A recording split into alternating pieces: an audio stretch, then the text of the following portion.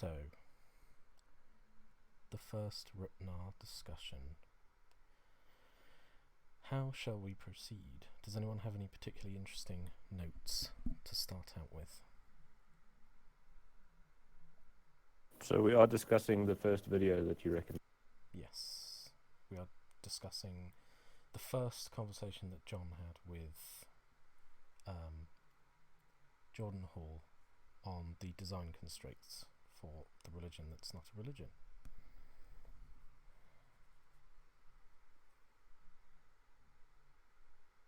Are you recording now? Yes, that's why. Okay.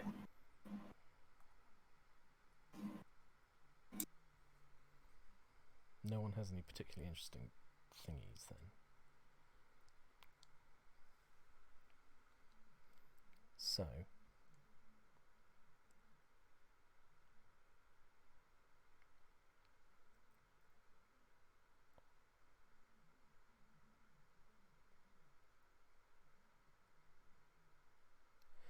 one thing that sort of jumped out at me was, because I haven't been doing this in my head at least, is that John thinks that we should work out the functionality of religion in the first place, like get a really full understanding of religion and spirituality and how it works, and then reverse engineer that back into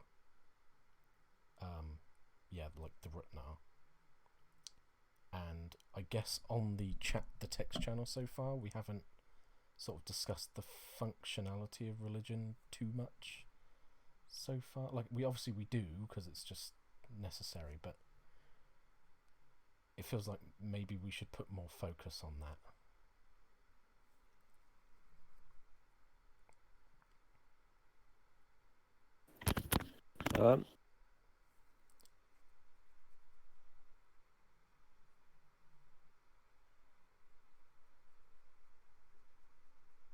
Well, I think it sounds almost to me like the issue is very similar, but or the issues are very similar, but they're actually two different. Because the definition and the function isn't necessarily the same thing. And so I guess the question then is, I don't remember actually in the video. I remember the function stuff. I don't remember the definition stuff. So I guess I didn't mean to say definition. I just meant I may have misspoken. No, it's Shivarani who's saying definition. Yeah, so. And then we've got to say, okay, so what are we trying to create? And then we can create it. Right, but I think that has, like, there's two particular ways of talking about the problem. Like, on the one hand, we already have the answer in that we are looking for a religion that's not a religion, but we don't have the answer because we don't know which religion that's not a religion we need. So I don't know if you are trying to speak about the more broad one or the more narrow one in that case. Like, I mean, I presume that you agree with the idea that we need a religion that's not a religion.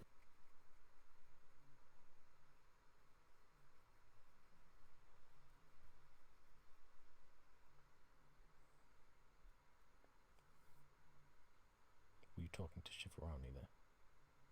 Yeah.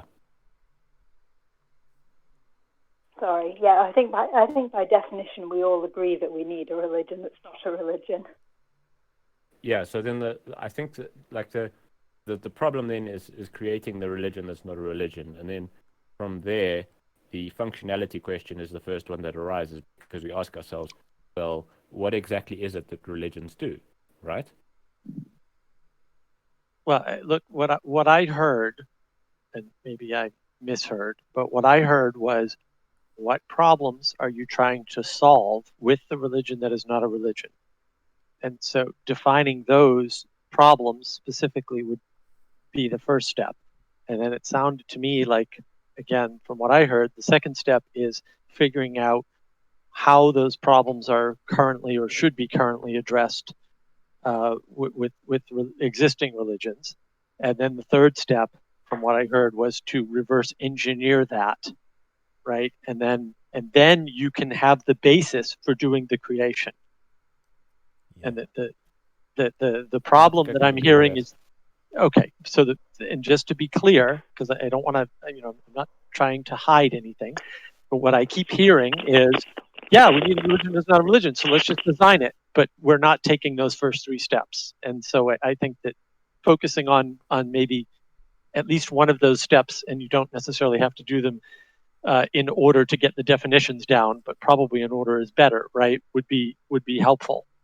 So, for example, you could go through all the things you think religions do, and not worry about targeting it towards, some specific aspect that you may not be able to define in terms of problem to fix prior.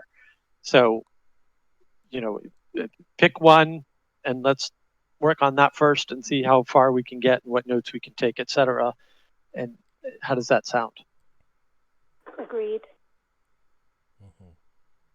And that sort of made me think, because later on John says that the whole, it's a fair point, like we need to formulate the problem really, really well before we can start to solve things.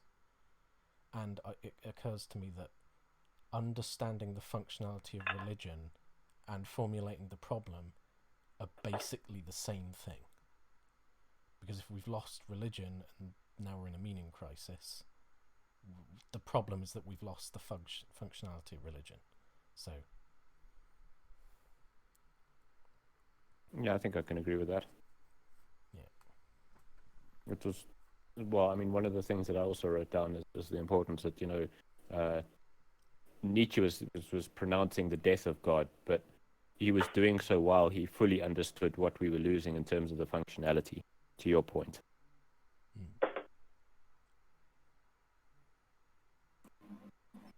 All right. So, could we say that to the degree that we're all gathered here speaking together with each other, that we're hoping collectively to produce something of value with regards to understanding this process? And then could we not say that that which feeds into that product, this very process itself, should kind of exemplify those elements of collective wisdom that are, if not tangential, directly representative of the religion that's not a religion? So is there a manner in which we could be now in each other's presence as we set an intention and as we develop this stuff in real time that is at the same time that it's constructing it, representing it? Right? Is there something that is true to that process, which is part of what we're trying to build, and that we can notice as a part of the design criteria? I feel like we consistently engage in, dialogos, like a lot. So I think we just do that anyway. But that reminds me what me and Mark was saying yesterday. Well, it's what Mark brought up. A lot of us on the RTNAR committee don't seem to be doing the community practice on the Discord almost at all. There's almost no overlap between RTNAR committee and the people who are regularly doing practices. So that, I feel like that's relevant to the idea of us exemplifying what we're going to try and do in the end while we do it.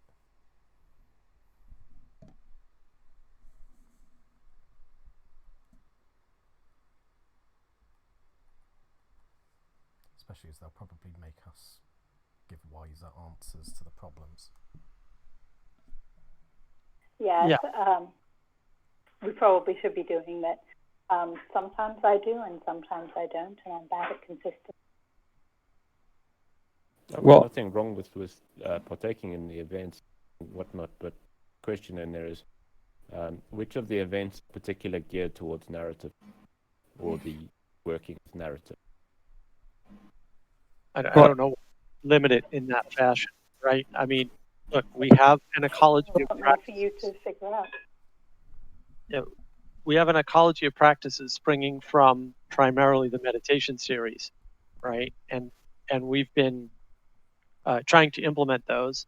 as best as we can, and we've been modifying them, right? And we're trying to document all that at the same time, and we haven't been doing a good job of that, but we have some. It's not like we haven't done any. And participation in at least the stuff John's talking about in terms of ecologies is useful. Participating on the Discord server is probably as useful, if not more useful, because some of our practices vary, right? Because they're more around communitas, because that's more what we're trying to build here. I don't know why we would limit it to narrative, since we don't actually know what does and doesn't work, and we haven't schematized the ecology of practices yet, although I'm looking forward to talking to John about that in the next couple of weeks.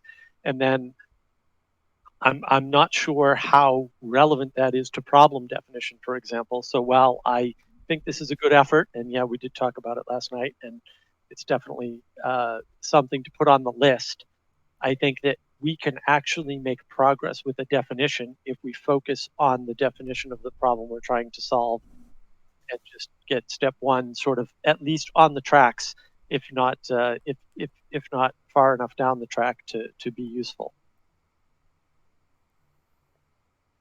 And I will add one of the notes I made, which I already believed. I think I've said it already. I think trying to do narrative right now is a bit, ahead of ourselves. Feels like it should probably emerge out of like an established set of practices and stuff like that. Like that should come first, and it feels like we haven't gotten anywhere near that yet. No, but my whole perspective on this is that narrative is the functionality that religion affords people. So, you might say that we're trying to get ahead of ourselves by dealing with narrative, but I think that actually narrative is what we should be looking at first of all when we're trying to figure out the functionality of religion. I don't know. I think there's something subtle that goes on during the practice of education where you construct your own inner narrative regardless of what is spoken about culturally at the meta layer. And I think if we have an ecology practices and if we have sets of information which are sufficient to explain a lot of these deeply important aspects of life and cognition and communitas and all of that, then if you let people look out in the world at the sum total of all the narratives, they'll see the common threads themselves.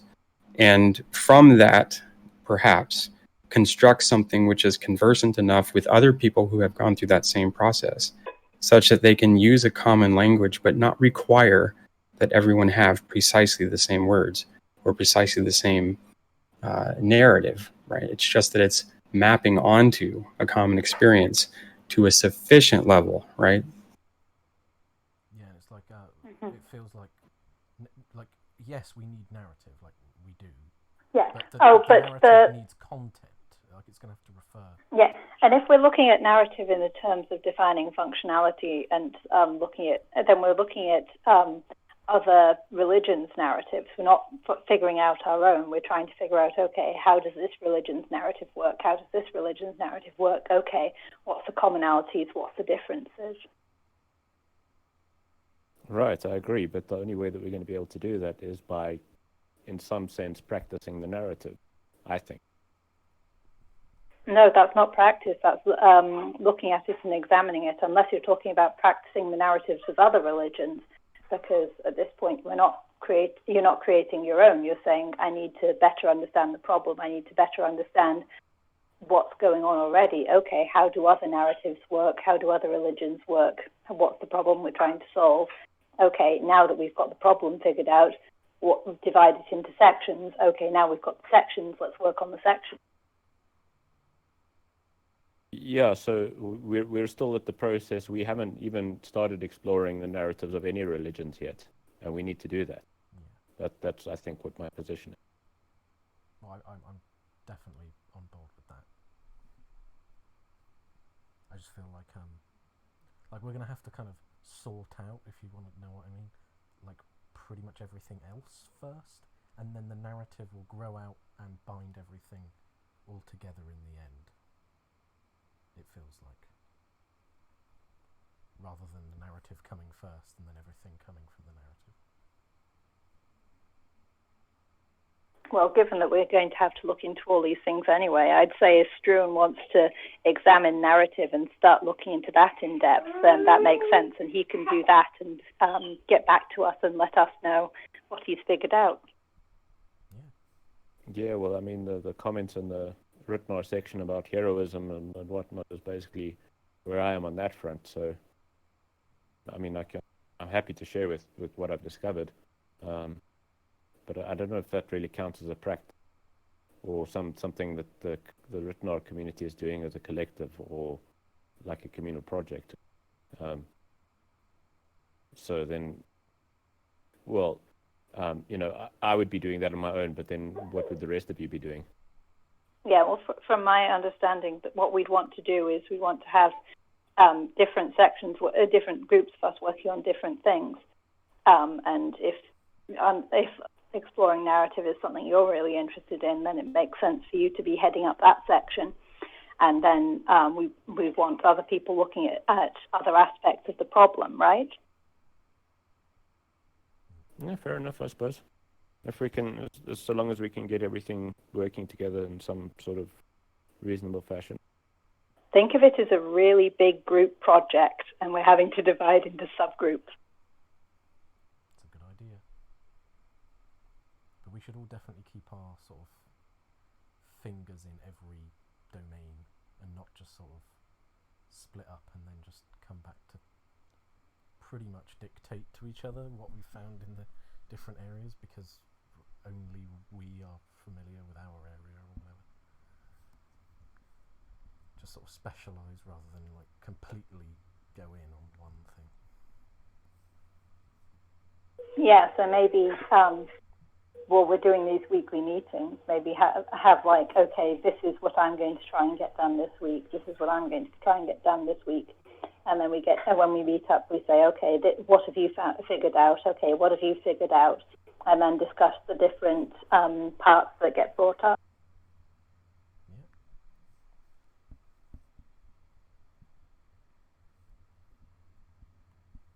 Yeah, so certainly a standard project management practice is to report on what you got done last week in your section, right? And then, to your point, report on what you're moving forward with. And just to keep everybody up to date in a quick, if you're doing software, it would be called Agile, although, it's perfectly reasonable to do it weekly. If it's quick, then everybody can stay up to date. And then as long as we're tracking things in the appropriate channels or whatever, then people have text to refer to, and we can come up with outlines or reports or, whatever we need to circulate for more detail for those who are interested.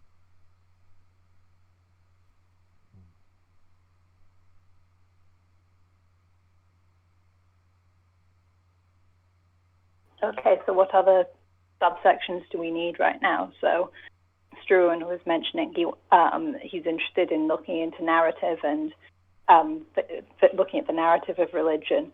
What other things do we need to prioritize looking at right now? Well, there's the obvious ecology of practices, and kind of because I'm under the impression that Mark and Ben and others, I assume, are really, really sort of going in on trying to make a little prototype of our ecology of practices. Define the problem first, though. Like this, we could be exploring different practices and figuring out, okay, this is useful for this, this is useful for this. Mm-hmm. But until we know, okay, so the problem is X, we don't know, okay, will the ecology A help with X? And so you can do all kinds of research on ecology A, but if it's not going to help with X, then... Yeah, so if you want to do a targeted approach, then the problem definition has to come before any of the other work. And again, I'm not opposed to doing that, or the alternative is, go after the big three all at the same time in parallel, right? So that's problem definition, what we're expecting out of RTNAR to solve that problem, and what we can steal from existing religious practices at the same time. it's a lot harder to steal from the religious practices, at least in theory, if you have to go after everything before the problem definition is done. But I'm not sure that you wouldn't have to do that anyway. So, yeah, we still need the problem definition either way. I think that has to be high on the list. Yeah, we higher priority, but definitely by looking at practices, it'll give us pointers about what problems to solve. Yeah, well, we're not. It's a big problem, right? That's what I'm saying. Is so that part of the problem is that the existing religions aren't working. Okay, so why are the existing religions working? What are the existing religions giving, and what are they lacking? All right, so we've got that sorted out. Okay, what is the problems that people are having in their everyday life? Are there problems with meaning in everyday life, with work-life balance or anything like that? Okay, so what else is causing a problem? What else is related to the problem? What else is part of the problem? This comes back to some notes I made on the video. So, partly because of Struan, basically, I think we could have a very general overview of the problem as we've basically totalized truth and we've lost relevance. And it seems to me that all the practices, they pretty much are for calibrating your relevance systems as opposed to your truth systems. And then a kind of sub-problem of that is that even when people do kind of recognise the importance of relevance, it's usually then at the expense of truth. So you've got the opposite problem, and they're not integrated properly. So, can't exactly remember where I was going with that, but there you are.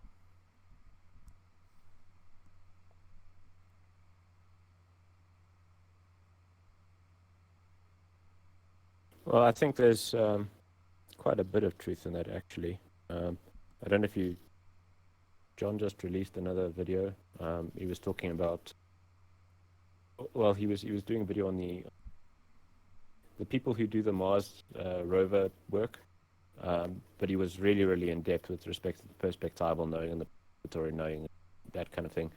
And he's also starting to make that distinction between, or at least in that video, he made the distinction between reality and realness, where reality was, some kind of ontological state, but the realness was the feeling of something being worthwhile.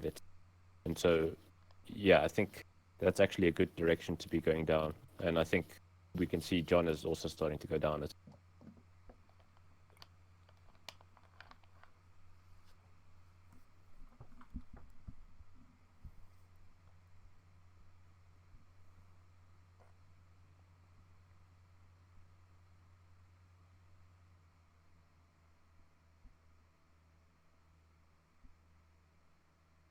So did anyone have any particular thoughts on the comments about the Iron Age hierarchies in the video? Don't think I had anything deep on it.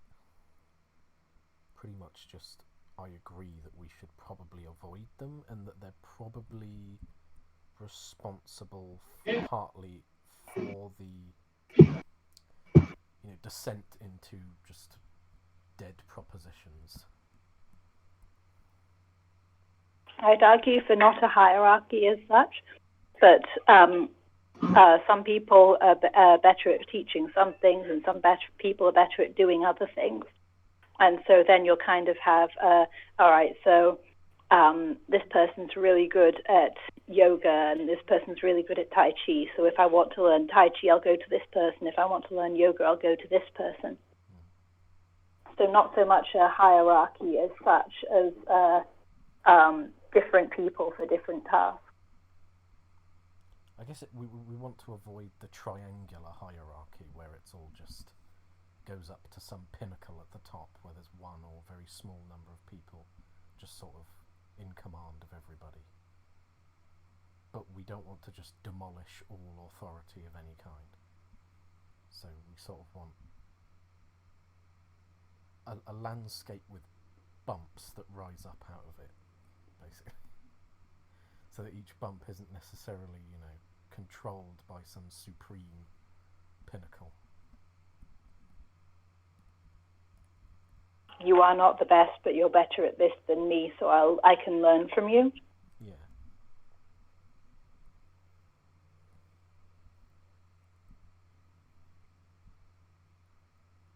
What did you think, Stuart? Well, it's complicated. On the one hand, yes, but on the other hand, like, the state is an authority where it has a monopoly on violence.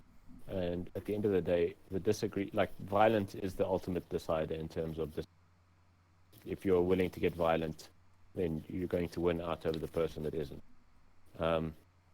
And I think, like, on the one hand, yes, we don't want an Iron Age hierarchy where everything goes narrow to the top. But on the other hand, you have to have some kind of centralizing feature that at least that is able to constrain, human behavior, such as violent behavior, to a reasonable degree. Because if you don't have that, then you're just going to have anarchy. So we can't just do away with the hierarchy completely, but we need to figure out a way of reconceptualizing it so that it doesn't repeat the worst features of what we can see in the Iron Age hierarchy. Wouldn't community expectation of non-violence be sufficient? No, because you already have laws against murder, but people still do it anyway. And then when it happens, you have to actually have somebody to take care of the consequences and the fallout. And that invariably involves something like a justice. And so that entire system has to work. But we're not recreating. We're not recreating community. We've already got community. We've already got justice systems. Those are in place in lots of different countries. We're not creating a new universal country with universal laws and universal enforcement. We're just creating a new way of looking at things and a new way of that relevance realization work. No, but I frankly I disagree, because the fact that the two worlds model is collapsing and we can no longer believe in our religions is also undermining the philosophical basis which we use to justify these various legal systems. To lose credibility in the one is ultimately to see the other one as like some kind of arbitrary contrivance. It doesn't make sense. And that causes, if you can't ground those systems in such a way that the person can actually integrate with those systems in terms of their worldview, then there will be a clash, and the people will fundamentally start to undermine or subvert the authority system, and that will lead ultimately to a societal collapse. And so, from my perspective, ultimately, what you need RTNAR to do is to be able to be robust enough to actually sustain something like a legal system. Because if it doesn't do that, then it fundamentally won't be viable, in my opinion. So you're figuring society is going to collapse, so we want to build something that can take its place? Well, I wouldn't want to say it's definitely to collapse, but there are several indicators that suggest that is likely. Well, I think that, there's another possibility here, and that is that all we need RTNAR to do is to be able to revivify the justice system or something like that, right? Revivify the ability of governmental authority to work the way it has in the past. My point basically is that all of these, the existing authority structures are still premised upon the Iron Age hierarchies, right? So RTNAR, insofar as it creates a new non-Iron Age hierarchy, will necessarily have to, or necessarily will, create the necessary grammar or whatever to actually start reviving or revivifying the legal systems and the other normative systems. Okay, but yeah, as opposed to what I heard you say earlier, that's a much more reasonable statement, which is in line with what I thought I was trying to say, which is we don't need to worry about those problems necessarily. They will take care of themselves if we do a good job with RTNAR, because it will be able to revivify the other hierarchical structures assuming that such a thing is possible, which, whatever. I have Yeah, philosophical doubts about what- that, but Well, yeah, what I'm here we're saying trying to is figure that, out what the scope is. yeah, and what I'm trying to say is that if we're going to have a RTNAR that succeeds, it will have to address the Iron Age hierarchy problem. And insofar as it does, it will be successful in being able to revivify the old hierarchy. okay. So that's another problem that we have to work on then. So we should put that on the problem list, right? This hierarchy problem, I guess we'll call it for the moment, so we can come up with Yeah, a well, I think in the video that we were supposed to watch, like the comments that John made, I think is very useful because he ties together the way that Jonathan Peugeot speaks about narrative and Iron Age hierarchy in the two worlds model and how those have all traditionally been used to tie the whole thing together. That's why I come, at least from having watched the video, why I think that the narrative piece of the puzzle is actually something to bring up with respect to RTNAR. Nobody's denying that, though. I think the problem is we think that narrative is 4 or 5 steps out, and so we don't want to try to go 4 or 5 steps out before we do the work of defining problems and coming and looking at existing solutions, etc. So I don't understand why you're on about this narrative thing. That's all. And you've been given that task, so that'll get solved, and nobody's doubting that. What I'm saying is the Iron Age hierarchy problem comes behind the narrative problem. Those are one and the same thing. Yeah, so what he's saying is the scope is larger than previously thought. Yeah. So can we do this from the perspective of what is the foundation of biological life for humans? Like, can we look at it just from the pure perspective of what it is to come into this world and the environment that one inhabits as a child? Jean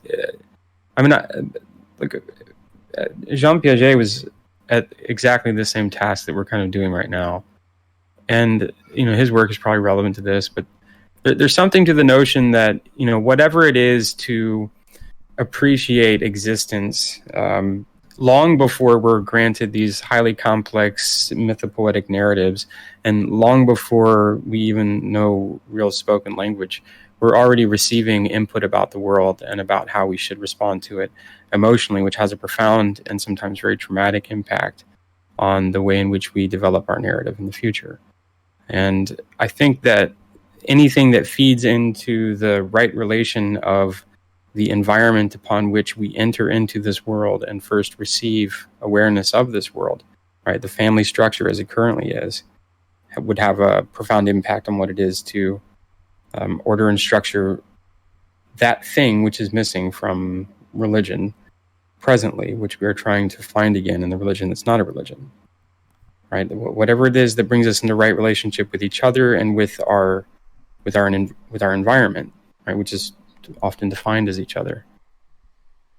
Is that fair to say that this is probably a pretty significant design constraint? Like if the structure of the family were to change, or if the nature of how life is reared changed, or like some of these really profound structural geometrical changes in our culture, that would have a pretty significant constraint on what it is to consider a religion.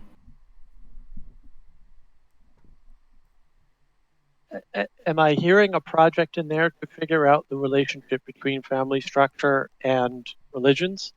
Because that's sort of how I translated that. Yeah, that could be. Like I said, Jean Piaget's work is probably relevant there.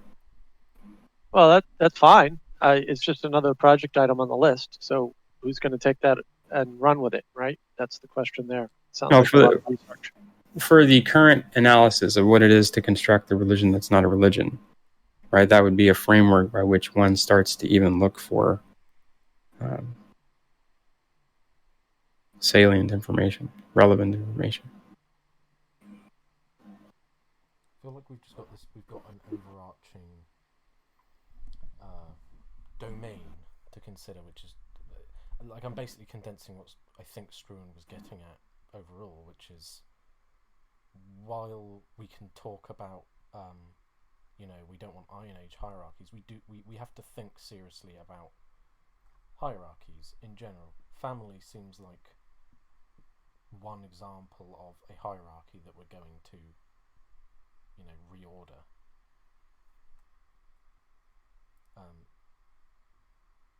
then obviously there's the government. That's another hierarchical thing to consider. So I guess we could start putting a list of hierarchical topics to consider. Yeah, I think that's not a bad suggestion. All right, so far we've got narrative of other religions and we've got hierarchies. What else needs researching to help define the problem and the scope of the problem?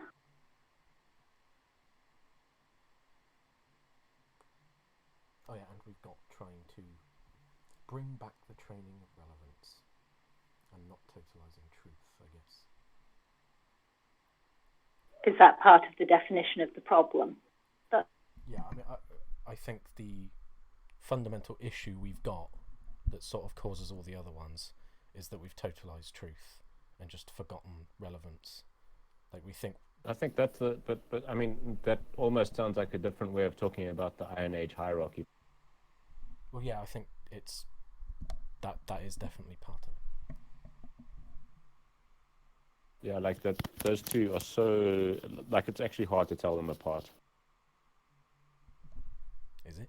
Maybe not. Let's do some research and figure it out instead of just assuming that they're that tied together. Because I don't think so. But until we have somebody researching it, we won't know. Oh, well, I mean, I've taken a reasonably deep look at that kind of thing. That was a conclusion I came to. I mean, the main motivation for me suggesting to John that there's a distinction between intelligibility and agape, let's say, is because I was trying to create a distinction between truth and goodness in terms of the hierarchical demands, because it's long been a bugbear of mine with the way that John speaks about realism. Although I have to say I'm very happy with the way that he has actually changed the way that he uses that term, so that all of these particular, I actually even sent him an email today to that effect, saying it's really nice to see the way that he's making the distinction between reality and realness.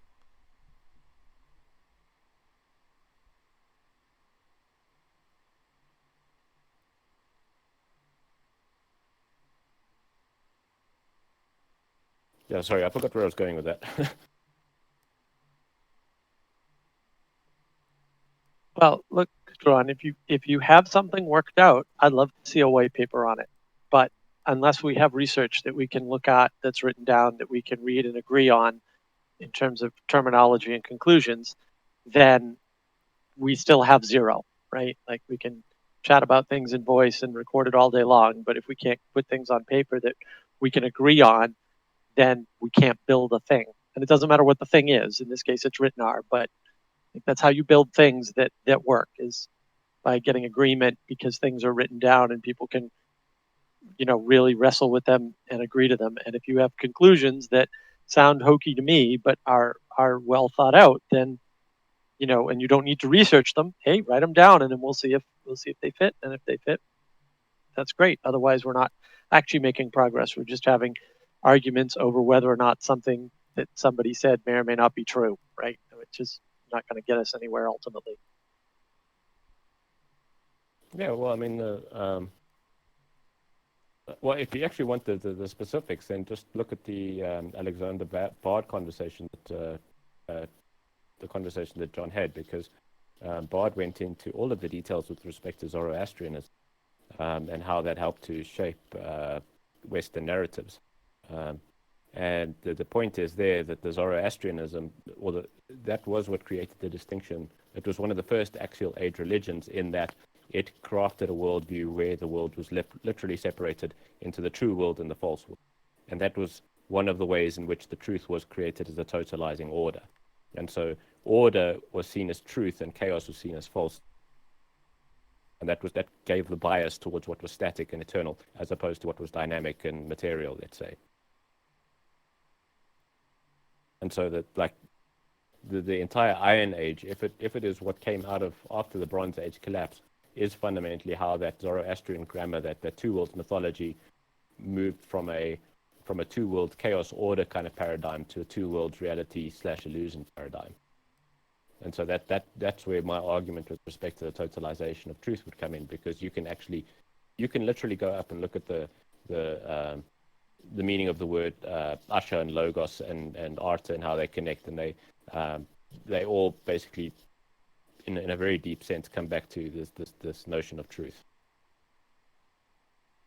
Yeah, I don't disagree. I'm not going to watch the video. I don't know what else to tell you other than what I said, which is unless and until we have a paper that we can look at, all read, and agree on the conclusions of, Okay, well, I'm not sure we have much. Okay, yeah, well, great. I can't write the paper now, so yeah.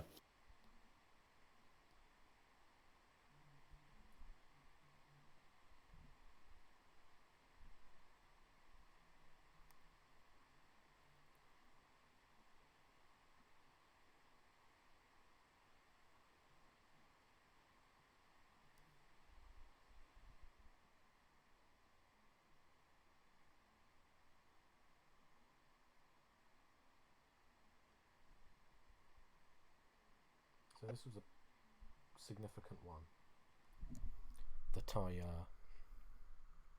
noted, which is that we should definitely make a list of the perennial problems. Like, that's literally problem formulation. And that will definitely help with our ecology of practices, because like we can literally just pick them out in order to direct them towards the solving of perennial problems. And I literally have no idea what the perennial problems are. I've heard the term enough times, but I've never actually remembered what they are. Well, I think it's an example would be like horror. When your life is overcome by horror because all of the things that you thought made sense no longer make sense anymore, and you don't know where you are. Like, that's a perennial problem, because it's something that everybody can face during their life, and there's nothing you can do to get rid of the perennialness of the problem. And so there's things like that, self-deception, foolishness in general. I suppose, but I mean, it can also be things like grief, because having to deal with death is a perennial problem. It's a good point. We can have some kind of macro and micro perennial problems. Like self-deception. Right, and I would say that from a therapeutic perspective, you would want like a suite of responses, and a way of figuring out how to tie those responses together, so that you could actually give I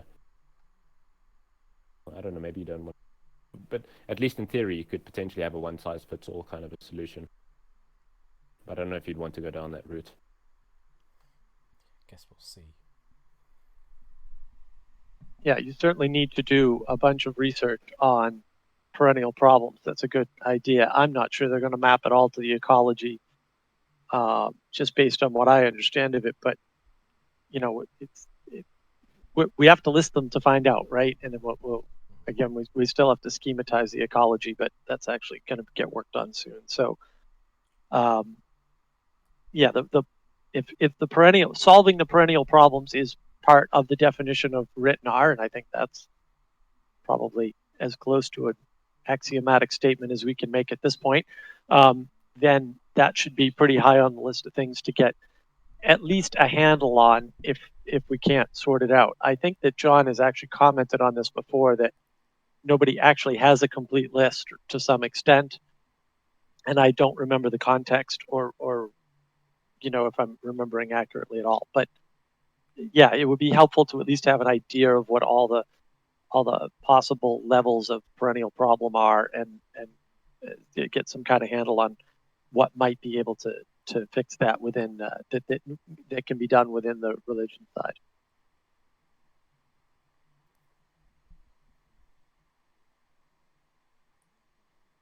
I've just considered. So Struan mentioned that obviously one of our perennial problems is death, but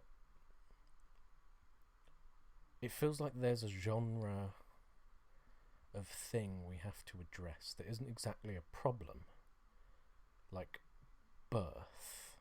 Like, we celebrate births, and it feels like that's going to be, like, we need to include something like that. But it doesn't feel like that's solving a problem exactly. And yet, so there's sort of something that's on the same level as problems that we need to kind of formulate, that we might address. It's probably Sacredness? Although I mean, you're talking about birth, and when it comes to the Bronze Age religions, they were all about fertility and birth and creation. Like the partaking in the generative aspect of life was to partake in sacredness, literally. And so, like the Bronze Age festivals and the rituals and everything were all around maximizing fertility. Not all of them, but like a good portion of them at least.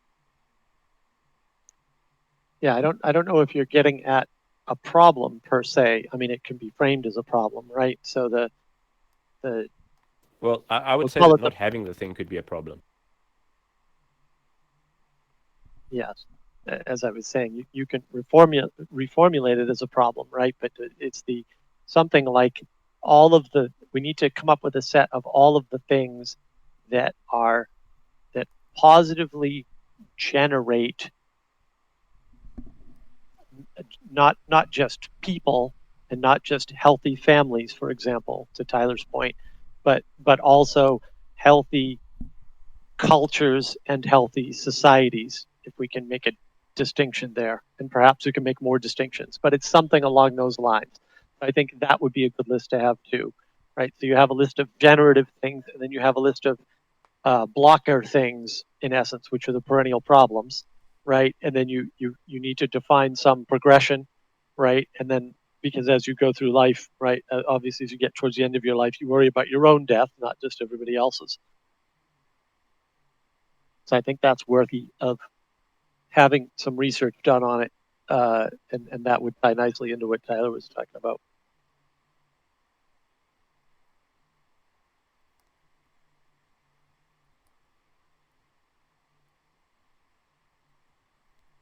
Okay, so I dropped out for a bit there. So Struan's looking into the narrative of other religions. What other subsections do we have, and do we have anyone who's decided they want to work on them? Well, we just discussed perennial problems, and then a kind of positive version, like, I can't remember don't know what we're going to call it yet.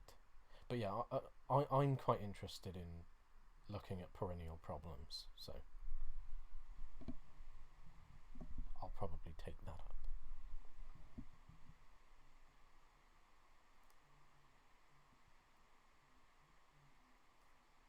So what are we calling it then? Protective factors or something like that? Things that help prevent the problems or mitigate the problems? Mitigating factors? Alleviation.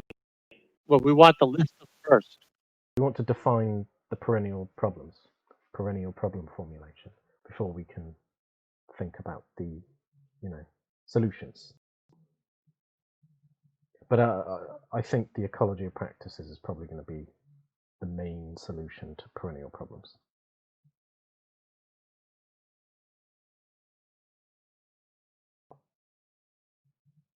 Yeah, and to your point, we need a name for the things that are generative, of society too. I don't know if they're positively generative of culture or something like that, right? But it's bigger than just culture, obviously. Societies and cultures' protective influences? Well, I don't, just the generative ones, right? Things like birth and fertility and, positive raising of children, right? Positive development of families, to Tyler's point about relationships, right? Positive relationships at the family level, which engender positive relationships at the community level, et cetera, all the way up to as high as you need to go. So those are the things that are stopped by the perennial problems, right? So you need to know what the things are that are generating the society and the culture and et cetera. And you need the list of perennial problems that are preventing those from either unfolding at all or unfolding healthily or both, something like that. So those are two different projects that sort of interrelate, and maybe Tyler's stuff folds in right there or something around how relationships and all that. It sounds very similar. But yeah, if you don't engender not only a way to be fertile, but to a positive way to be fertile, but also to have good parenting skills or whatever that are positively generative, right, and regenerative, then yeah, you've definitely got a problem that's not a perennial problem, but created by your system in some sense.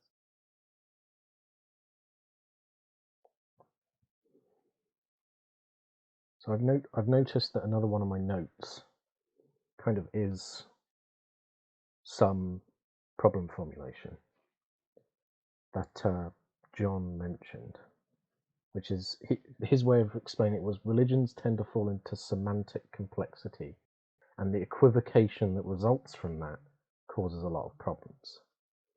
So that seems to raise the necessity for a nice, clean, consistent, set of terms to refer to things. Obviously, that can probably tie into the whole universal religious language that's sort of been alluded to, where we try to get all the religions speaking to each other. If we can have a religion, a language where we can talk about all the religions at once, essentially, in the same terms, and our own, the RTNAR, in the end, that would be pretty good. Yeah, in the video, that was where John Chomsky commented on Chomsky's universal grammar and how it was constructed via AI, right? Yeah. Yeah, no, I also had that in my notes. And yeah, I basically wanted to make a very similar point. Right. You could compile. Oh, sorry, sure. Yeah, I was just going to say, I was just going to add to it, so you can actually go ahead. I don't. Well, you just compiling a synonymous list, right? Like when I say soul and when I say Atman and when I say what am I really meaning when I say all these things according to each of the frameworks? And then if there's a commonality of that notion, having a good list of synonyms and then being able to extract from that group the essence, right? Kind of maintain the continuity of understanding across the the major religious modalities. Yeah, that would be good to have some idea. Sorry, right, so some kind of no, some kind of a glossary, or more like a thesaurus. Yeah, that's building the glossary. I think, but actually, in terms of having religions speak to each other, it won't be enough to have the terms like Atman and Soul. It won't just be what those terms are. It will be what those terms are in comparison to other terms within the same language, and then the relative differences in terms of the relationships will be what tells you how to navigate between the languages of the religion. I think that will probably be true in cases of deeply integrated concepts and concepts that are inherently ambiguous, but there are probably quite a few that you can that are well constellated, right? Like it's like the notion of a soul, the notion of an afterlife, the notion of history, and all this stuff, right? Well, I would say yes and no, because the issue is it's like take Buddhism versus Christianity, for example. It's like they both have an idea of a soul, but they both have an idea of a soul that where the soul is in some sense important in terms of the journey towards heaven. But the journey towards heaven is very, very different in terms of Buddhism and Christianity. So the way that heaven influences the idea of a soul is very, very important. And it's those kinds of differences, because you're right to some degree with the concepts, but the trick comes in because the religions are always like a whole system with a worldview, and they work by tying the concepts together. So it's always a highly systematized thing. And so to actually get at the functionality, it's not enough to just get at the concept. You actually have to get at the relationships between the concepts as well. Yes, right. So I think, like, metaphysically, we're going to have to make some sacrifices, and that will always be true in order to make. Well, I think what the question there would be is, like, in terms of metaphysics, what are there any commonalities between all of the religions that we can identify? That would be the first step. Well, this is the to add, though, because it's not just the commonalities of content, but it's also the commonalities of context. And right, all of it. Is there any commonality we can identify whatsoever? Because if there isn't any commonality, then we don't have a hope of constructing a universal grammar. We have to look for some kind of common feature or something that we can use as the first step. If we have that, then everything else can more or less follow. But yeah, I don't know. That might be getting like a couple of steps ahead of.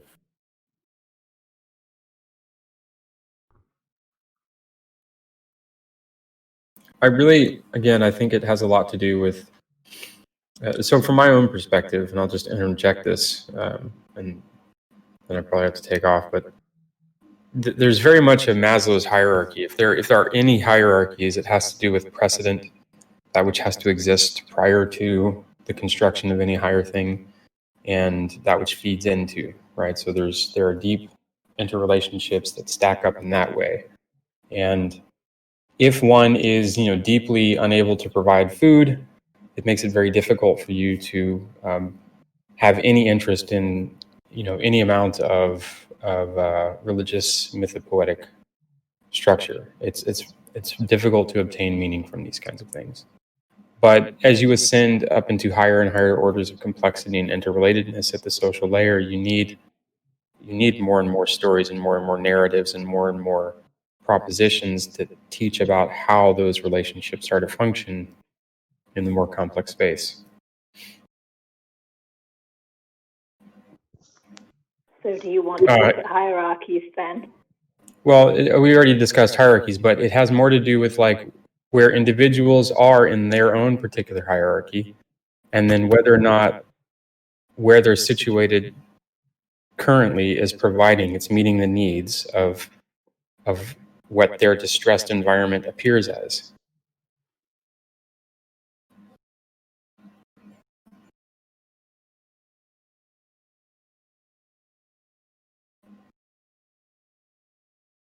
I mean, it's more. Well, okay, it's not just that hierarchy, by the way. There's something else that happens that's a little more common in this space, which has to do with worldviews, and I'll use just the low resolution left and right hemispherical preferences, but it's very difficult to get people to agree upon certain kinds of moral and ethical considerations based on these radically different views of analyzing the world. So, that often is, you could consider that a perennial problem in the construction of a shared mythopoetic structure. Yeah, well, I would agree with that. But that's exactly, you see, that's where you'd have to look and see, even within the different views and the conflicting views, where are the commonalities, at least not in terms of what they say, but in terms of the way that they speak.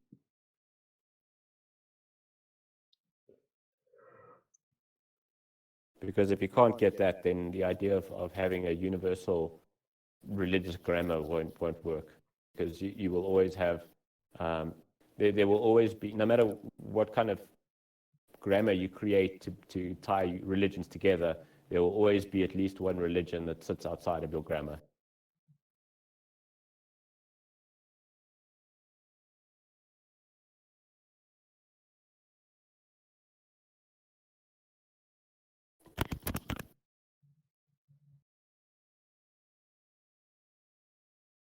Okay, so what else do we need to look at to define the scope of the problem then?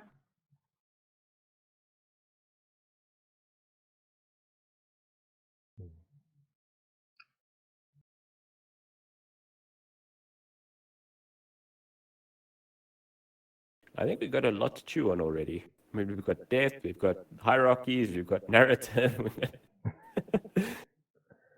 Yeah, I'm going to try and go back and write all of this down afterwards. That's the point Yeah, of the so recording.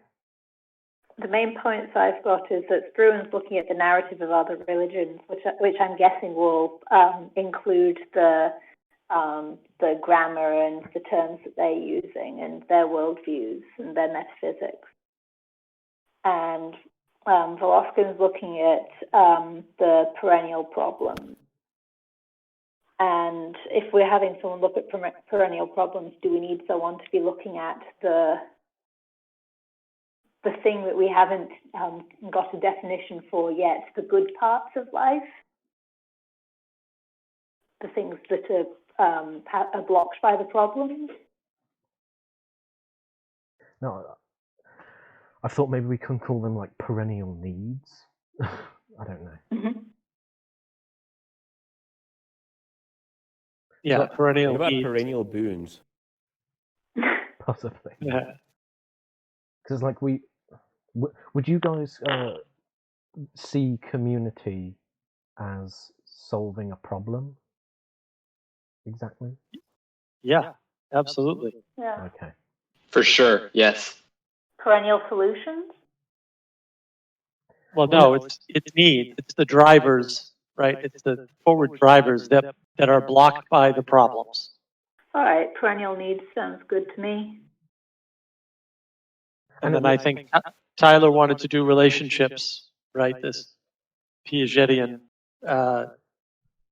take on things, which I think is relevant. Okay, so Struan's got narratives of other religions. Tyler's got hierarchies, relationships. Voloskin's got perennial problems. Does anyone want to do perennial needs? Am I grabbing that one then?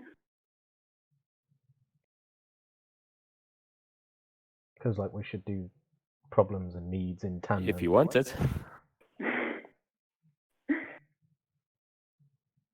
Yeah, it's kind of combined, but it's two sides of the same problem, right? Two sides of the same thing. I don't think so exactly, but what I would say is that if they match up, you have a better chance of realizing that you have complete lists on both sides.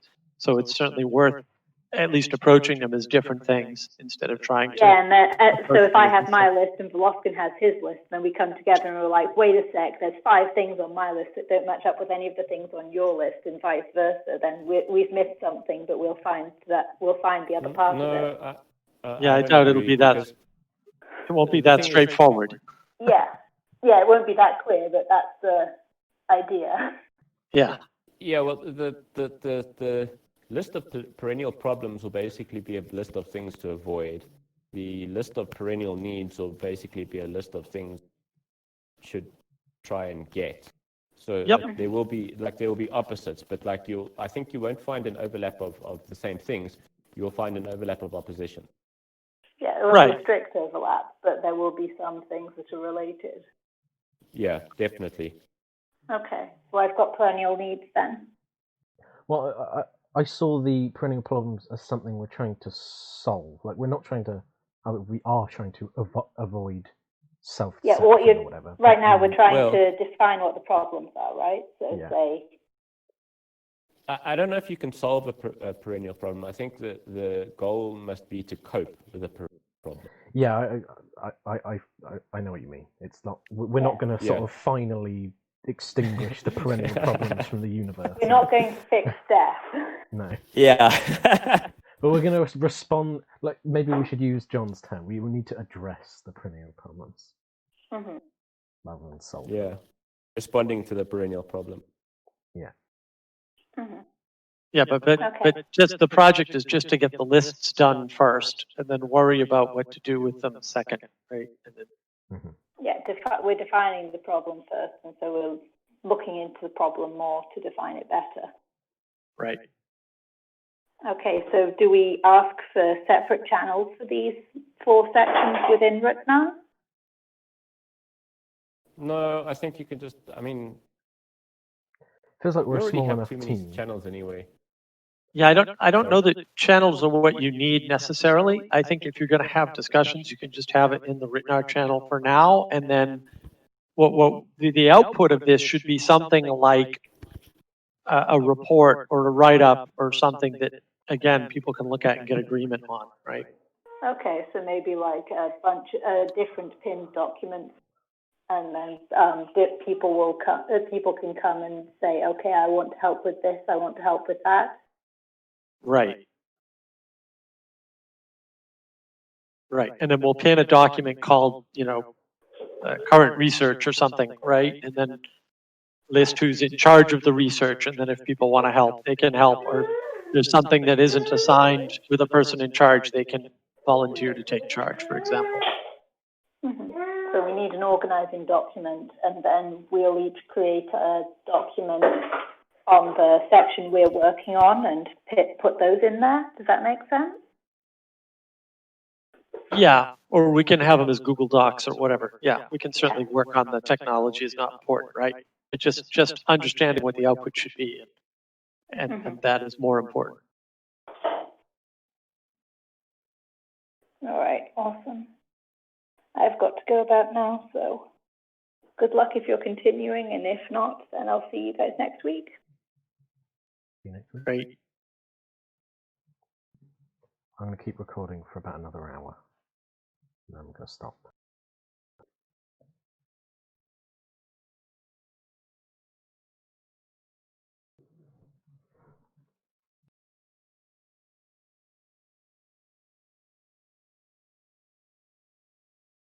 Well, what else is there to be discussed? Well, I'm going to throw this word in, and everyone else is going to tell me the answers, because I'm not sure I really can say much about it. So scalability. We want it to be able to fit into like every part of society, so different socioeconomic classes, as well as developmental stages, childhood, adulthood, and so on. Well, I have something to say about that, but I'll sound like a broken record, so I won't.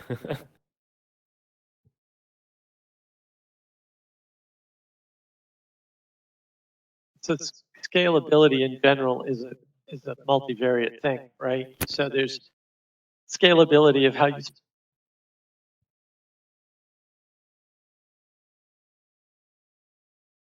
Hello?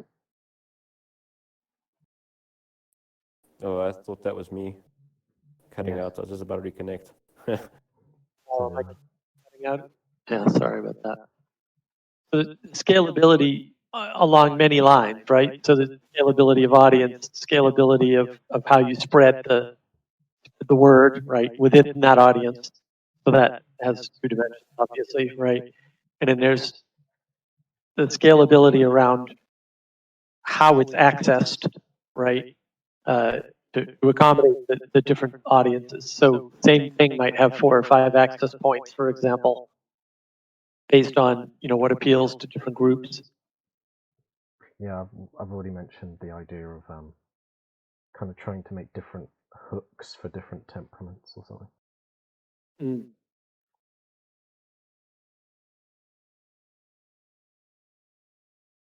Yeah, and just being able to spread it, right? Like, how do you get it to the people who need it, sort of a thing, right?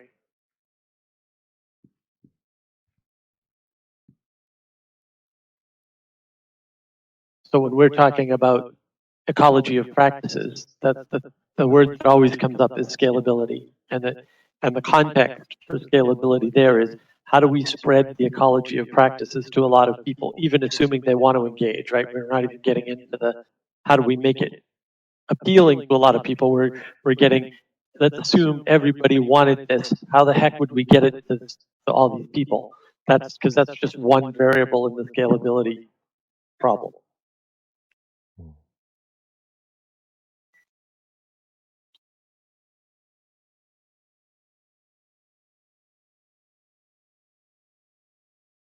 Are you hoping to discuss scalability in general, or just get a better handle on scalability, or what's your goal in bringing it up to begin with? It just seems pretty important but I also feel like I'm just supremely ignorant, and I was interested to see if anybody had any good thoughts on it.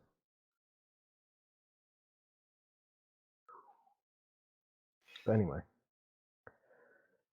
Well, I think, I mean, I'm quite familiar with what Paul had to say about scalability, because he always mentions how Jesus scales, right?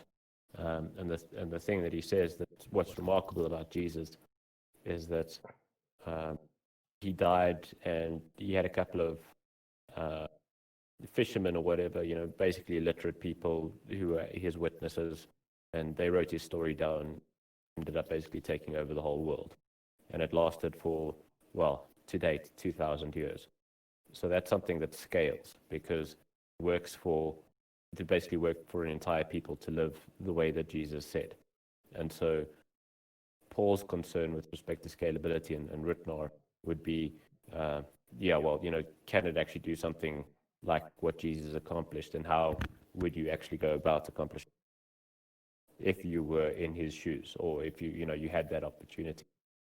How would you go about doing it? What would you do? Right. So that's time scalability plus audience scalability plus Reproductive scalability, I suppose. yeah, well, that's sort of time scalability, right? Time scalability implies that you have to change or evolve or whatever with the as things on the ground change, right? And that implies that in order to do that, you need some sort of interactive feedback mechanism so that you're in touch with the people that you're serving. I don't disagree, but I was more meaning like, you have the individual, then you have the town, then you have the state, then you have the country, then you have the world. Like that kind of reproduction. But yeah. That's hierarchical scalability. Well, in some sense, but yeah, you're scaling through the hierarchy. My answer to you depends on whether or not I'm supposed to be attacking the idea of an Iron Age hierarchy or not. Like that's fraud territory. I understand that. So all right. So to bridge that gap, why don't we call it structural scalability? Is that fair? yeah. I could live with that. Yeah. Sure. All right. So that's another type of scalability you want to watch out for. Yes, yes, very much so. So I've listed a bunch of scalabilities for you. Is that good for discussing scalability, or do you need more, or do you want more on that? I don't think that's exhaustive, but at least it gives us an idea of how big the scalability issue is, because it's one word that means lots of things with multiple dimensions.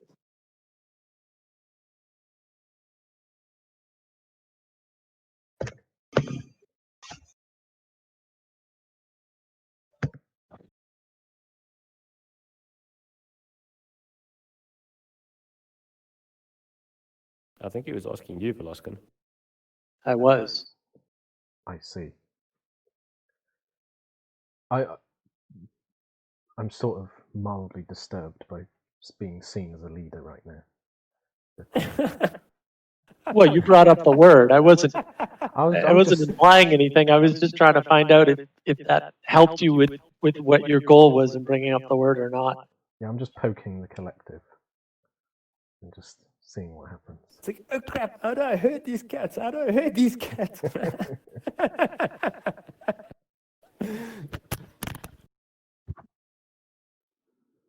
No, well, I think it's a reasonable thing to bring up, certainly. Oh yeah. If the goal was just to create a bunch of angry hornets, then you created 2 angry hornets. Congratulations. Yeah, the thing that I have in brackets for my notes was that I think that heroes, in some sense, have something to do with scalability. There's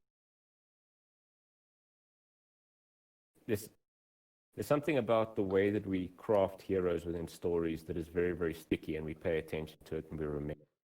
And I think it might have something to do with the fact that, that was the way we had to tell stories in order to transmit oral traditions before we had writing. And so it seems to me that our ability to pay attention to particular characters would be it could be something that has evolved so that we actually are better able to remember the necessary features of a hero that if we try and embody will lead us to success in our life.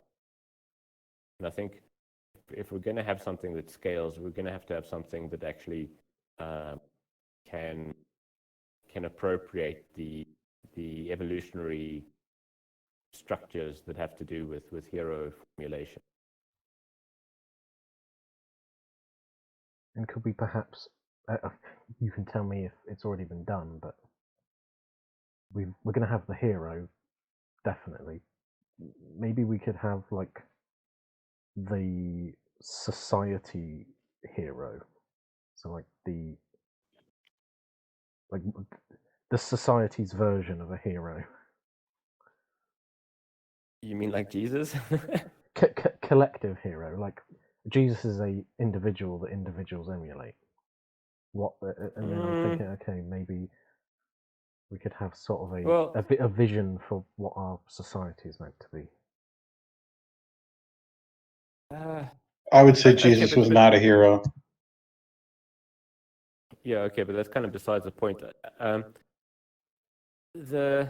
What would a collective hero look like exactly? Like, is it a group of people, or is it one person that is just like group-like, or what are you talking about? Well, we've got the hero individual who's like the ideal of a person. Maybe. Yeah. So, but you want the ideal of a collective, but no, yeah. Right? So, Yeah. but I'm asking you, how would you go about talking about that ideal collective? Well, I think there's an assumption built in there that the collective is not an emergent property of a bunch of people acting in heroic fashion. Yeah, that's exactly it. It's the difficulty is because, like, if you're talking about collective, isn't it a bunch of people? Right. So if the collective is just a bunch of people and they cohere to the degree that their heroes, which can be different, have enough similarities to engender cohesion, then it's more or less an emergent property that you can't control directly, but you control indirect. I mean, Jordan Peterson makes this point, right? Like, if everybody just works on themselves, then the world will magically be a better place, and that is necessarily true. But he doesn't focus on like that mid level. Like, don't. He says, don't go out and try to make the society a better place. Just make yourself a better person, and everything will take care of itself. Yeah, I think. Well, the closest that I can think of to this, the collective idea, would be David Gemmell's novels, the RTNAR tales, because there he did like a weird Neoplatonic thing with the 30, and there were these 30 like warrior priest type things, and they had these spiritual powers, but they also had excellent martial combat ability. And then they would basically go, into a war, and all except one of them would die. But then in the story itself, like, one of the things that the 30 could do was to spiritually join in to form the one.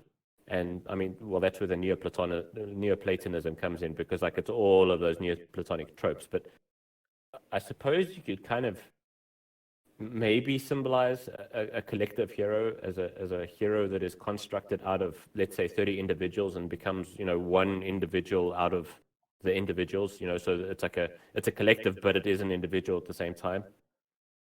But yeah, I don't know, if you don't, like, that's about the only way that I could think of going about the sort of thing that you're talking about. It's occurred to me that maybe I'm talking crap, and maybe the hero archetype itself mediates between being a good person and being so in a way that makes a good community. Like yeah, well, that's the at least that was the idea behind Christianity, I think. Yeah, also to a deep degree Buddhism. Taoism, I'm not so sure about. And Hinduism also. I think that's certainly true, right? Like heroes go out and get something for the benefit of the community, and the thing that they're doing is sacrificing their potential in the future, right, to benefit the community. So that is communal in nature. Generally, it's not like, because heroes generally don't tend to be selfish, right? By definition, if they're selfish, they're not good heroes in some sense. I don't know. That's debatable. But I would, Generally tend to be, and in some sense, I used all the weasel words I could. well, I definitely think, look, that there is a, especially with respect to heroism, there is a question of how do you sacrifice heroically. I think Christianity is probably the religion that is most focused upon that question. Well, but there's lots of forms of sacrifice, right? Like, right, but Jesus' sacrifice is the ultimate sacrifice, right? So it's like it's like, how do you, like Christianity is really trying to give the answer to, like, how do you sacrifice properly yourself? Yeah, but sorry, this is. It doesn't focus on one. It doesn't focus on the one sacrifice, though, right? And I think that would be a deep mistake, right? I mean, you have to talk about the ultimate sacrifice, but you don't build your society based on, the ultimate sacrifice, because that's called a death cult, and I don't think that's the direction we want to go in. You can correct me if I'm wrong, but I'm fairly sure we're in agreement that that would be bad. So let's not do that. So yeah, I mean,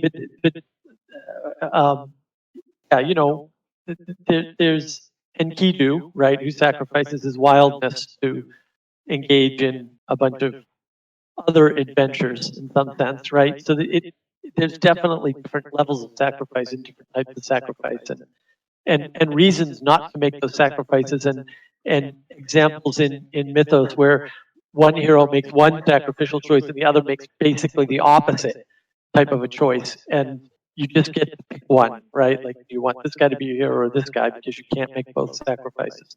So I think that's important, right? Yeah, there are lots of examples. Yeah. Yeah, no, I mean, it's definitely an ongoing conversation. But I think, I think like a big part of religion is about recording that conversation, keeping the spirit of the conversation alive. Right. Well, we have a way to keep spirits of conversations alive, so that's already solved. Thank goodness. Yeah. No. What I more mean is, like, humans have a tendency to try and remember the things that are worth sacrificing for. Mm-hmm. And so, but it's like, it's our earlier debate. People will always, they will value different things, so they will think different things are worth sacrificing. Right. But the hero within this context, I guess, is the thing that actually shows us what the sacrifice looks like, so that we can do it ourselves if we actually agree with what it's supposed to. The hero story will be what tells us how the whole thing plays out again. Right, and gives us a template for enacting it at the same time. So we get to see what might be, we get to see all the possibilities, right? And then we get to see the outcome based on success, and to Paul's Benedict's point, right? You want to see the outcome based on failure too, and we kind of missed some of that. Yeah, well, I think John also said something similar, because the Greek stories around hubris, people forget their mortality. They forget their mistakes. Right. And I think that's definitely. I wonder. I suppose that would be part of the perennial problem section. Possibly. Yeah. Yeah. I mean, you're going to have a bunch of opposites. Too much humility, too little humility, right? Those are probably perennial problems, navigating humility. I wonder what too much humility actually looks like. Question. Well, it's an underestimation of your capacities. There's a lot of people. Right. In fact, my friend has it. he underestimates his abilities, and it makes him sort of droopy, and he doesn't want to try Imposter syndrome anything. is a bitch. Yeah, but you foreclose on your potential, right? To Peterson's point. Oh yeah, no, I agree. Yeah.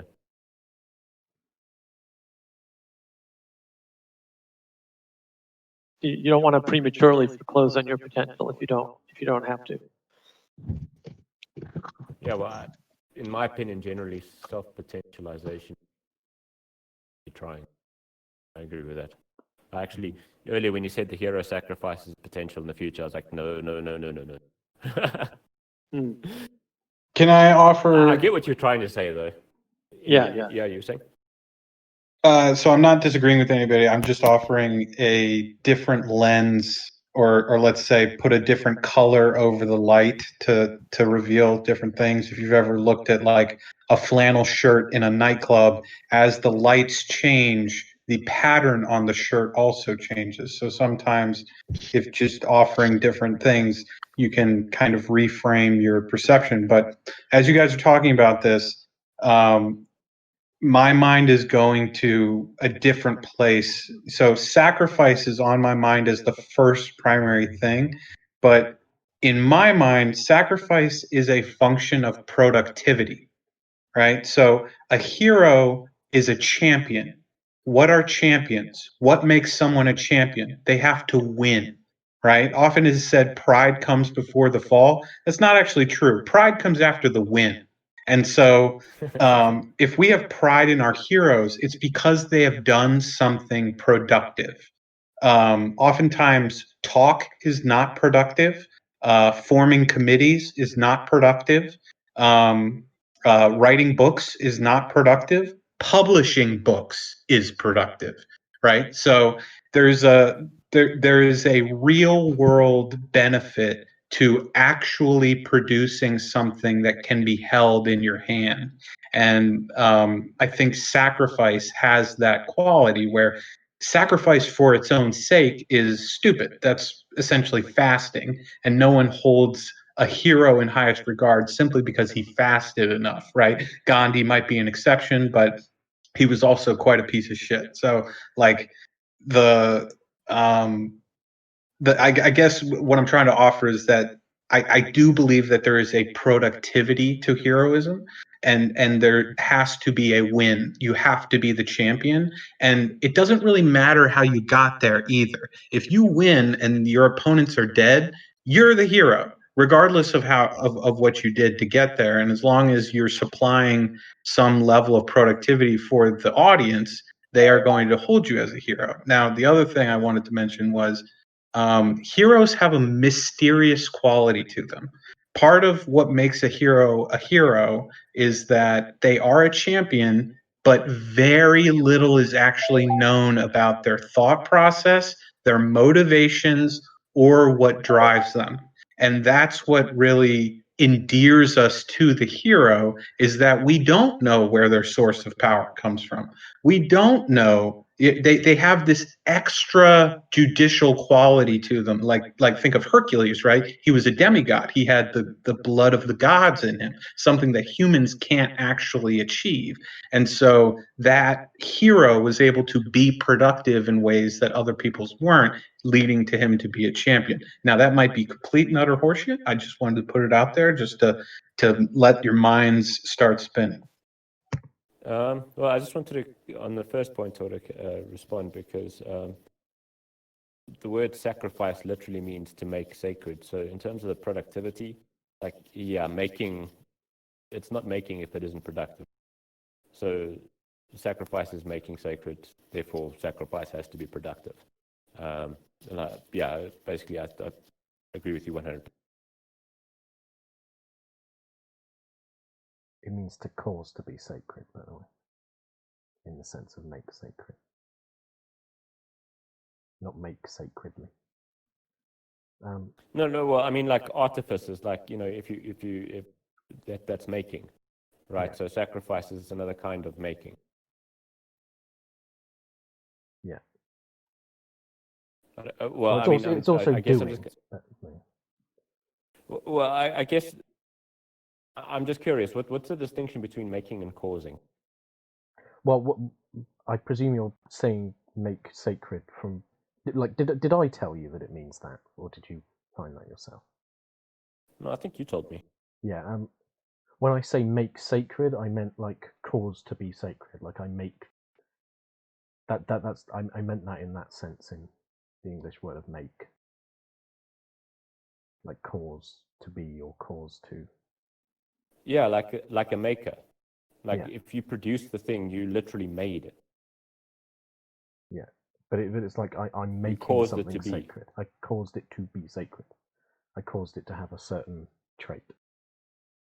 Right, but like what I'm trying to say is ultimately, if you go back to the oldest ideas of sacrifice, right, it's always a death, but it's a death that serves life. It's you kill the thing in such a way that it actually makes it serve life, and so it's always a yeah. So it's the I don't know really how to like it's a way to basically deal with death in a way that subverts it, I guess. And that was the ideal the idea of sacredness was to recover the whole where like to heal, and so the sacrifice is the death that allows you to heal. In other words, it's like it's a weird kind of a paradox, but so far as I can tell, that was sort of the idea behind it. And so it's destruction in the name of creation, right? Right, but then so you make the creation through the destruction, right? That's what you're producing, and so the idea of a sacrifice to what Otisimi, I don't know if I'm probably not pronouncing that wrong, but anyway, but what he said, about the thing having to be productive. It's like if you're just sacrificing for no reason whatsoever, that doesn't serve a purpose. It's useless. The question is like, when is it actually, like, when is it a good idea to kill yourself? That's the whole idea about sacrificing is an attempt to actually answer that question. And it is something that, like a human presumably would want to know what is worth dying. At least in principle. I don't know. Maybe somebody thinks, well, nothing's worth dying for. I don't know. But I think that, like, I don't think you've fully come to terms with your mortality if there's nothing on the list that you aren't willing to die for. I also wanted to disagree with the idea that we just don't understand the hero.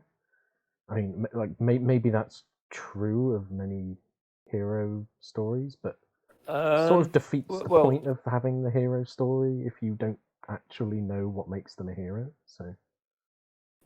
No, well, yes and no. The issue is that if you don't say anything about the hero, then everybody can sympathize. They can put themselves in the hero's shoes because the absence of details just allows them to place themselves in the hero's shoes. So it's a narrative trick. If you're trying to create a character or a hero that everybody can relate to, that's a great way of doing it. Like Harry Potter is a very strong example. Like he's almost featureless, but he like, except he's the boy who lived, but like everything about him, like he's a very silent character. He's not like Ron or Hermione, which are, their characters are very, very well defined. So there is an element of truth to that, but I agree with you. I don't think that if you really describing a hero who's supposed to succeed and is supposed to tell people something useful about life, then you'll need to shade in all of those details. Like, it's not going to work any other way. Yeah.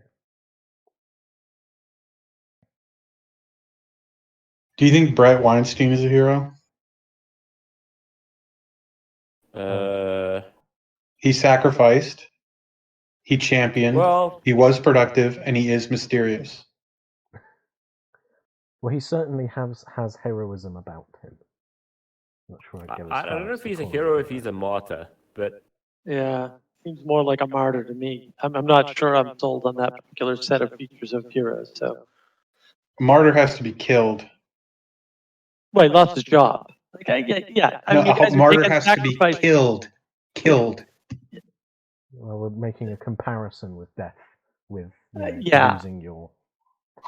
livelihood. Yeah, you're taking the sacrifice thing all the way to the end when you really don't need to. We sacrifice all kinds of things all the time, and different heroes sacrifice different things that actually aren't their lives, and it works out fine. So, yeah, I mean, I understand going to the extremes because it's a particular specialty of mine, but in this case, it's probably maladaptive. He obtained like 10 years salary from that. What did he martyr? Losing his job was the best thing that could have happened to him. I don't see the. No. First of all, trading cash for something like a pension or a stable job is the dumbest thing you can do. I mean, it's just pig ignorant to take cash over even much more cash. It's stupid, right? That's why people go bankrupt, because they don't understand the value of having income over having capital today, right? So, yeah, he lost a very good job that he liked, and he doesn't get to do what he most likes in the world. It's a pretty big It sacrifice. is almost, I would say it's almost certain that some people will hero worship the kind of person that Brett is. But I would not consider him a hero. It's very interesting because he hits all the points that you guys are touching on. It's very interesting to me when I talk to people on these servers how they're able to classify somebody. They're able to kind of paint this picture, right? And then I provide an example that fits that picture, and they're like, no, not that guy. Right? We just don't like him, right? And it's like it's interesting to me. I disagree with his values, so therefore I don't really consider it. Like, I'm not sure that he sacrificed himself for the right things, and so therefore I'm critical of it.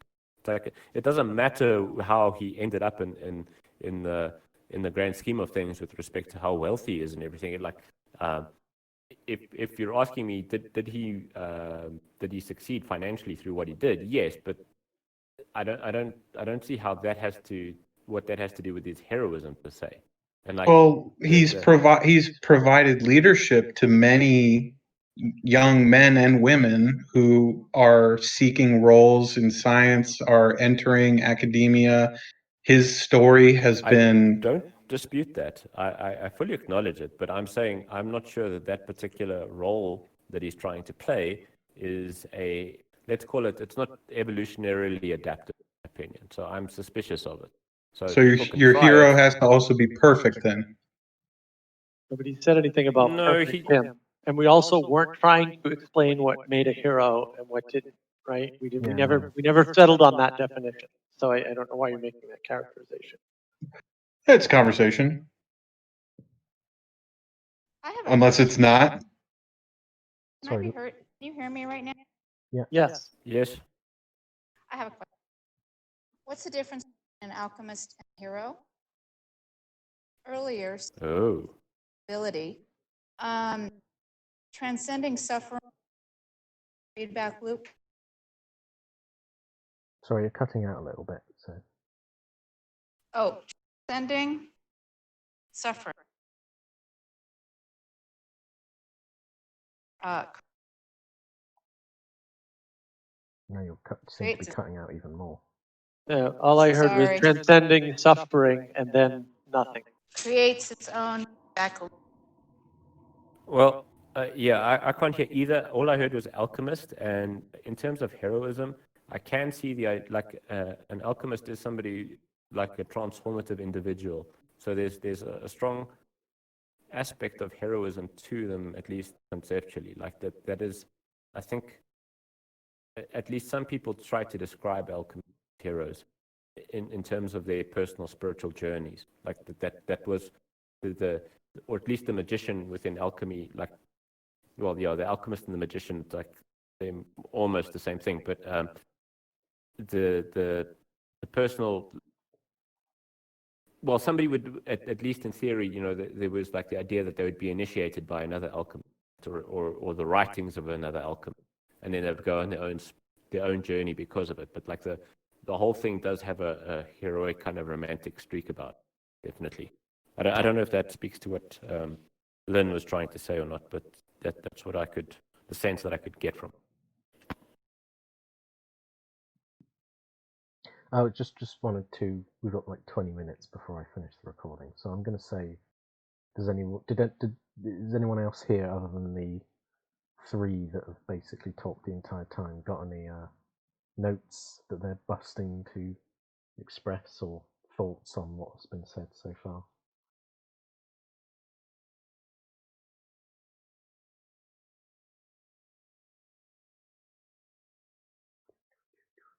Hey guys, I've been listening for a while. It's a lot of thoughts. Trying to determine if they should just remain as thoughts. I'm trying to figure out what needs to be said. Maybe one thing, just to go back to the initial point of the discussion, the religion that's not a religion. I mean, I'm definitely attracted to that. The more I do these practices, the meditation, the yoga, the reading, the being, the doing of the philosophy that's imbued with such history and connects me to this intense, ancient, it just connects me to my ancestors in some way. It connects me with my humanity, transcends my identity. And allows me to to reach into some capacity for some kind of self-actualization. It seems like such a good process, and then I'm interested in these discussions about the religion that's not a religion, but the mode of communication and the process of development just hinges on these structures that I perceive as well worn out. Inevitably the conversation turns to hierarchy, organization, self-organization, some form of auditing, project management,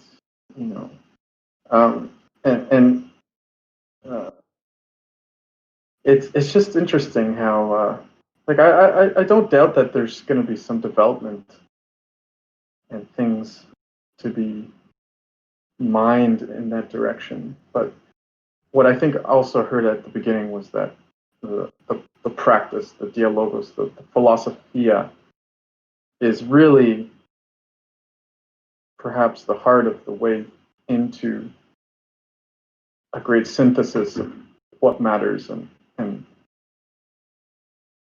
despite the heart of despite the fact that usually the heart of these practices is sort of delving into this unknowingness, this inability to resolve matters. So I guess that's kind of what I have to say. I appreciate all you guys. I'm just getting to know the server more and more, but yeah, that's all. Well, hi and welcome. Hope you enjoy your stay. Yeah, it's good. I hope it'll continue to be a space for open dialogue and good faith of discourse and practice.